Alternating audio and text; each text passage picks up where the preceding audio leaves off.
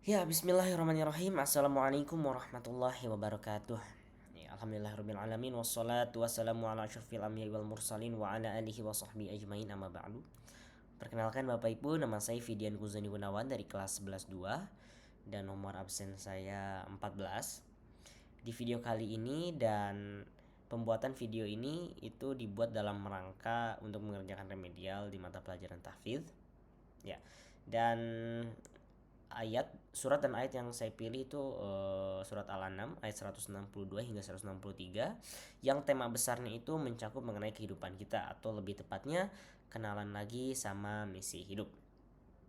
Ya, tapi sebelum saya lanjut ke presentasinya, saya ingin mengatakan dan berjanji bahwa pembuatan video ini itu murni hasil kerja keras saya pribadi tanpa adanya bantuan AI ataupun baca secara tekstual. Jadi ini kemampuan berbicara saya sendiri. Oke, seperti yang saya sudah katakan tadi, yaitu surat yang saya pilih itu Al-An'am 162 sampai 63. Kenapa saya memilih ini? Karena surat ini cukup unik menurut saya, karena dia itu ayat ini itu dapat menceritakan runtunan kehidupan manusia dari awal hingga akhir gitu, hanya dalam satu kalimat. Kayak di sini artinya sendiri itu sholatku, ibadahku, hidupku dan matiku gitu. Ya menurut saya itu unik aja, sudah mencakup satu kehidupan manusia hanya dalam satu kalimat. Dan alasan kedua mungkin karena maknanya gampang digali dan juga dapat cukup gampang untuk diimplementasikan ke dalam kehidupan sehari-hari. Oke, langsung saja saya akan lantunkan suratnya. A'udzu billahi minasyaitonir rajim. Bismillahirrahmanirrahim. Qul inna salati wa nusuki wa mahyaya wa mamati lillahi rabbil alamin. La syarika lahu wa bidzalika umirtu wa ana awwalul muslimin. Yang artinya katakanlah Muhammad bahwa solatku, ibadahku, hidupku dan matiku hanyalah untuk Allah Tuhan seluruh alam. Tiada sekutu baginya. Dan demikianlah apa yang telah diperintahkan kepadaku dan aku adalah orang pertama yang berserah diri. Maha benar Allah dengan segala firman-Nya. Nah, dari ayat tersebut yang sudah saya lantunkan, apa sih maknanya atau apa sih poin-poin penting yang dapat kita ambil? Ya, jadi maknanya cukup banyak.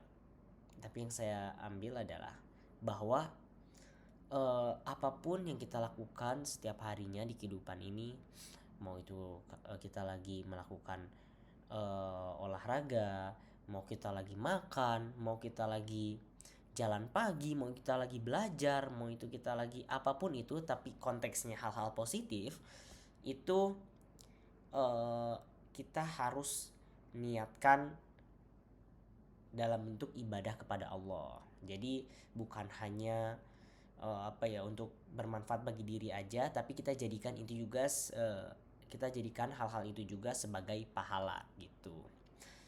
Contohnya misalnya kita ingin makan, jangan lupa untuk niat gitu.